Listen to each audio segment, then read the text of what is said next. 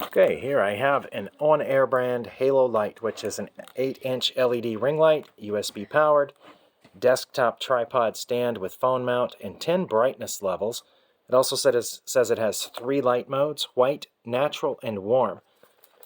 Except on the back where it shows white, natural, and warm, it's actually the same color temperature, just this one's brighter, this one looks normal, and that one looks underexposed.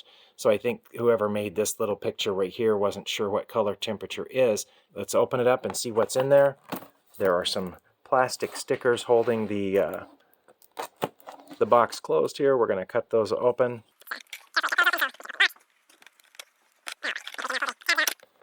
And open this. And okay, that I think is the tripod. It is sealed in there, so we're going to have to, I guess, break this plastic open. It opens up fairly normally. Looks like it can go fairly flat. Oh, that's part of the box, I think. And there is what appears to be a standard 1/4 inch 20 mount here. There is doesn't appear to be anything to tighten that, so you will just have to screw something down on it.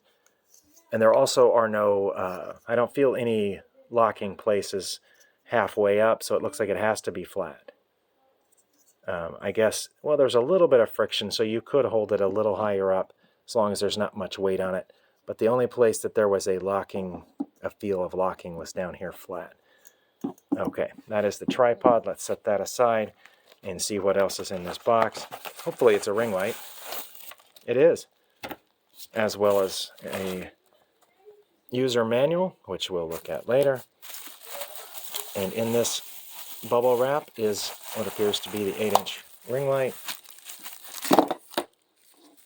with an attached cable. There is a USB-A port. The other end is fixed into the ring light, so you can't take it out, but that should plug into a computer or any other USB charging. There is the female mount for the 1/4 inch thread, and halfway up the cable is this controller, which looks like it has a power button, a minus button, a plus button, and I assume the other blue is a color temperature changer. This little baggie has, oh, there's a little tiny ball mount in here. So this can screw on to the tripod thread because there is the thread receptacle there, and we can loosen the ball head and wiggle this around into a few, not very many, but a few different positions, and it rotates as well. So let's tighten that back up just a little bit. This is a pretty flimsy thing here, so you want to be careful with that. And this, I think, is a phone mount. That's what it looks like. Let's get that out of the plastic. There is a spring-loaded clip here, and also 2 different threads here. One on the bottom, one on the back, depending on which orientation you want that on. I'm not sure where that would clip onto, although it looks like on the light, here's the thread for the tripod, and on the side are these little cold shoes, so maybe that's where this is going to slip into. You could slip this into the slot on the side and tighten this knob down, perhaps. It does look like that's what it does, although it doesn't move much, and it didn't slide all the way in there. But that looks like what it was intended to do. There's another one here on the top of the light and one on the other side, depending on where you want your phone to be attached. So it looks like this is for the phone mount, and that is for the ring light. Anyway, we're going to plug that in and see what happens. Okay, well, I am lighting myself with the 8.5-inch ring light with the camera shooting through it. This little doohickey did not work very well because when it attached to the side of the ring light, it was too heavy with the phone sitting on it, and it would just tip it right over. But so I'm using the other thing that was very similar that had the bendable arm holding the phone right here behind the ring light, and it actually looks like it has pretty decent color. And the little controller here halfway down the wire worked when I turned it on, off, that's off, so you can see it's dark in here. Turn it on, that's very bright, and my phone adjusted for it. And let's see if we can turn it down. The phone is adjusting as I go, so that's not great. And then, although that looks pretty natural, and then I can turn it back up with the plus button, and you can see the phone taking just a split second to adjust for that.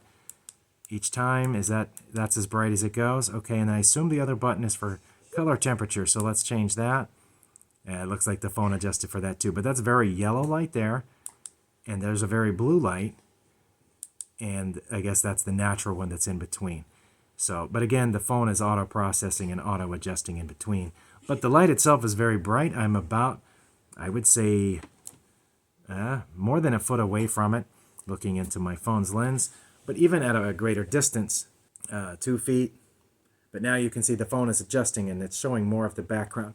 When I get close, it's adjusting for how bright my face is, so the background gets darker. Okay, I now have the OnAir HaloLight plugged into an outlet, but it's not turned on. Right now, I am lighting this video with the normal lights that I have, which is a Logitech Leacher Glow over here on this side at a low power, and a Godox large light panel over here also at a low power.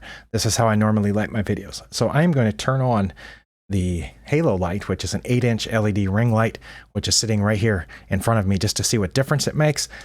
And that is the difference it made. You can see the reflections of it in my glasses. I am not sure why there are double reflections of it in my glasses, but there are. And it clearly lit me up.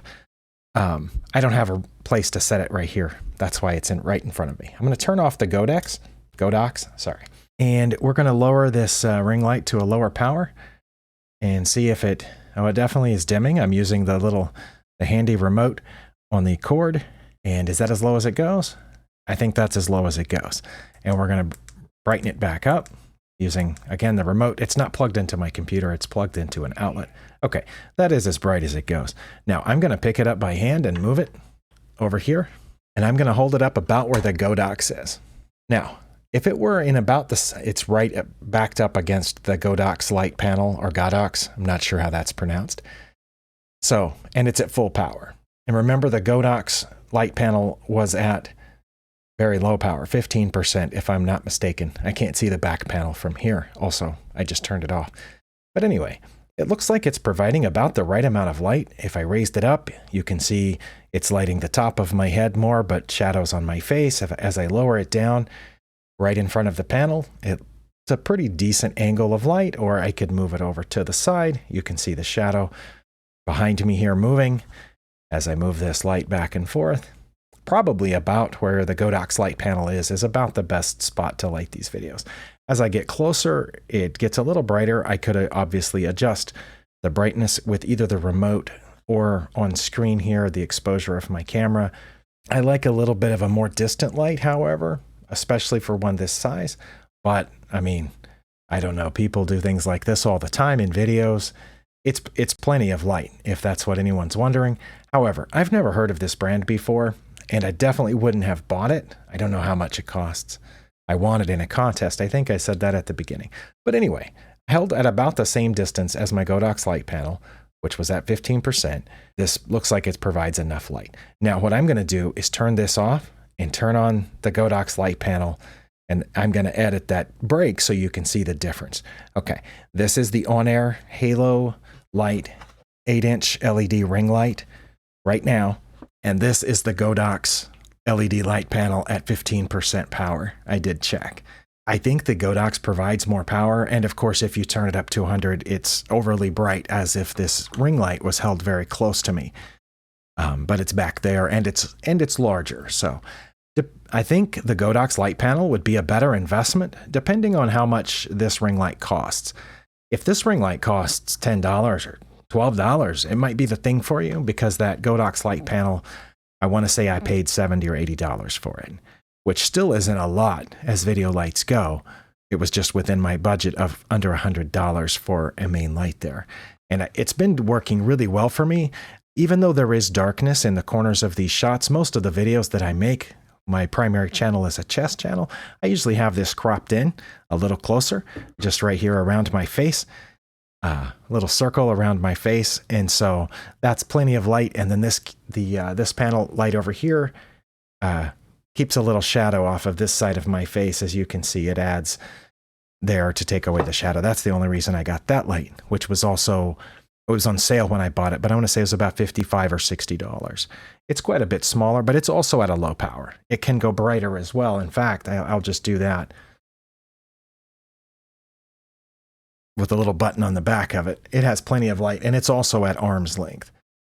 But I like it about right there, maybe one less. But anyway, so the ring light would work if you only have whatever this costs. Again, I have no idea how much this costs. It works. The little remote works. It works plugged in here, and it's a good enough light for this webcam. Okay, I have decided just for kicks to replace the little Logitech light that I had over there with the ring light above. And I put it on the same little monitor clip. It's sitting on top of my second monitor, and that's what I'm using to light this side of my face right now. And I still have the remote here, so I'm going to go up in power and see what it looks like. Is that as bright as it goes? Okay, that's as bright as it goes. So the Logitech definitely had more power for that side of my face, but this can get dimmer to get just the right amount of light. And again, the only reason I have a light over there was to keep this side of my face from looking too dark, as it does there with that light on low power. That ring light is still on. So now let's increase it back. Probably about there would be what I would like. I'm clicking the remote with my right hand, and that's as bright as it gets. You can see the light on this side of my face. It's doing a great job of removing that shadow. And again, I don't need it quite that brightness, so I'm going to take it down a couple of stops. Probably about right there would work. You can again see the reflections. The reflection in my glasses right there of that ring light on that side. Now you can see it on both of my glasses. I think it would work a lot better as a key light. I mean, as a secondary light, whatever you call that. An accent light, is that what they call that? It seems to work better for that. But it is larger than the little Logitech light, which is only this big and is quite a bit brighter once I turn it on.